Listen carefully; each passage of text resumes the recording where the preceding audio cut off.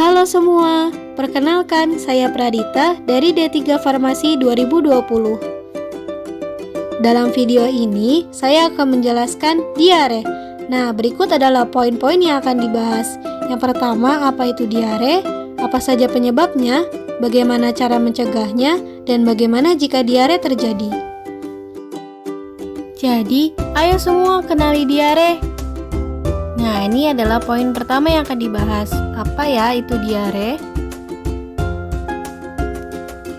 Menurut Muskari tahun 2005, diare adalah keadaan buang air besar dengan perubahan dalam jumlah dan konsistensi feses yang cair dan lunak dengan frekuensi defekasi yang tidak biasa, yaitu lebih dari 3 kali sehari. Gangguan ini merupakan tanda dari transportasi cairan dan elektrolit yang abnormal.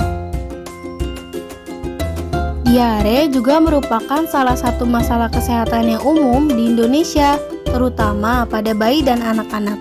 Berdasarkan data Kementerian Kesehatan Republik Indonesia tahun 2019, jumlah kasus diare di seluruh Indonesia itu sekitar 7,2 juta jiwa loh. Diare biasanya berlangsung tidak lebih dari 14 hari atau disebut diare akut. Namun pada sebagian kasus, diare dapat berlanjut hingga lebih dari 14 hari atau disebut diare kronis. Nah, kira-kira apa saja ya penyebabnya? Diare dapat disebabkan oleh infeksi virus, bakteri, dan parasit dari air yang terkontaminasi, sanitasi yang buruk, pengolahan dan penyimpanan makanan yang tidak tepat. Diare dapat disebabkan juga oleh hal-hal di luar penyakit, contohnya diet cairan, intoleran terhadap makanan, stres, cemas, atau penggunaan obat pencahar. Lalu bagaimana ya cara kita mencegahnya?